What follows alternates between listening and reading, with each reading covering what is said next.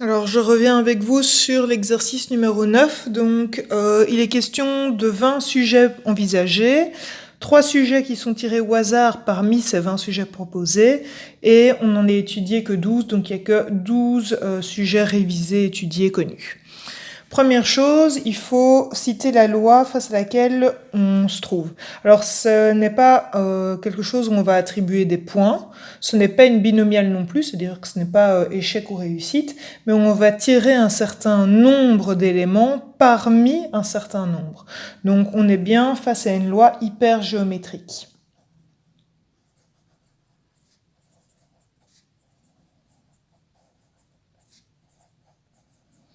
On peut en écrire la formule. Donc nous, ce qui va nous intéresser, c'est bien sûr le nombre de sujets étudiés.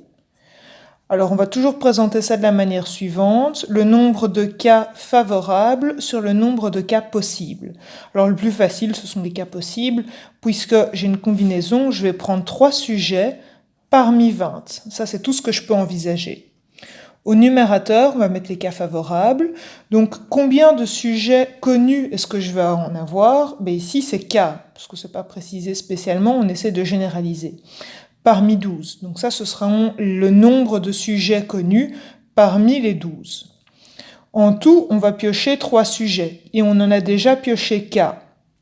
Donc si par exemple parmi mes 3 sujets, je tire déjà un connu, ça veut dire qu'il y en a 2 qui sont inconnus.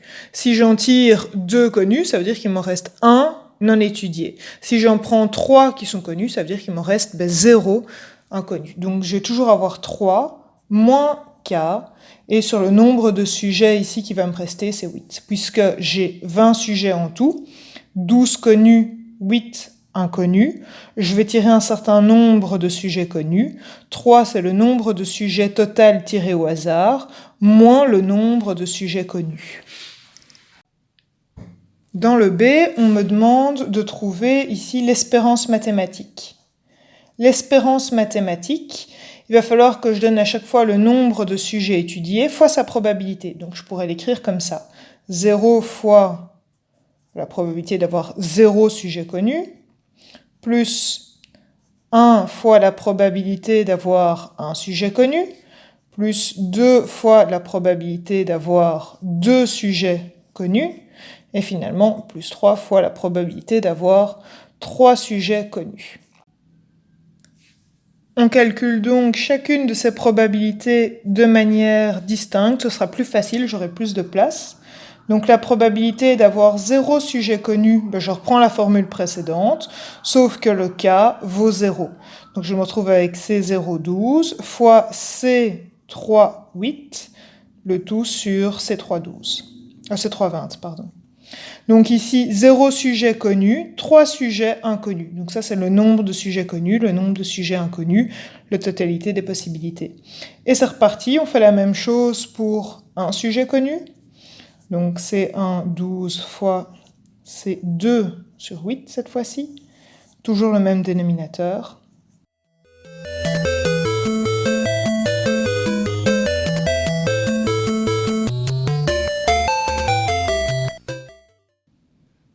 On remarque qu'ils sont tous sur le même dénominateur, je vais pouvoir le calculer, et en plus que lorsque j'additionne 0 plus 3, ça me fait 3, 1 plus 2, ça fait 3, 2 plus 1, ça fait 3, 3 plus 0, ça fait 3.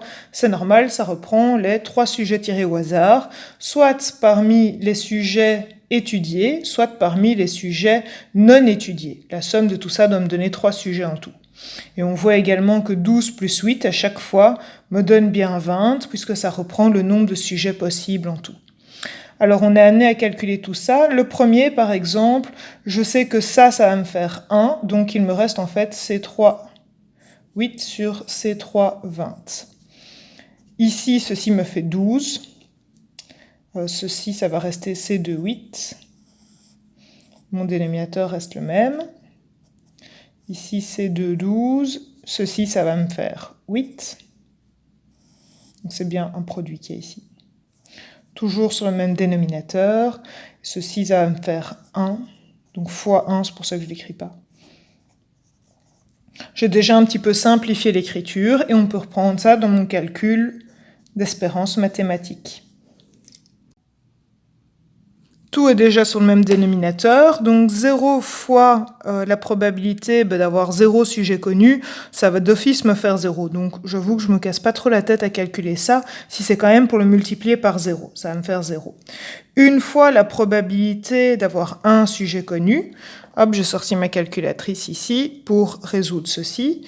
Donc 12 fois factoriel de 8 divisé par factoriel de 2 fois factoriel de 6. Ça me fait du 336. Toujours sur le même dénominateur. Ce dénominateur, je le calculerai une fois à la fin, et c'est tout. Ensuite, plus 2 fois cet élément-ci. Je reprends ma calculette. 8 fois la factorielle de 12 divisé par la factorielle de 2 fois la factorielle de 10. Donc 528, toujours sur le même dénominateur, c'est 320. On poursuit maintenant avec celui-là, 3 fois cette probabilité-ci. Donc factoriel de 12 divisé par factoriel de 3 fois la factorielle de 9. 220, toujours sur le même dénominateur. Je peux additionner, multiplier tous les numérateurs. C'est sur le même dénominateur, c'est pour ça que je peux le faire.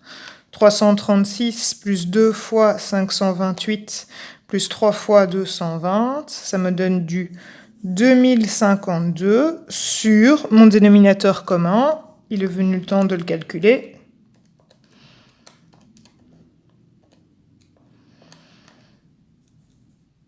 « 1140, autrement dit, 9 chances sur 5. Si on préfère, en valeur décimale, 1,8.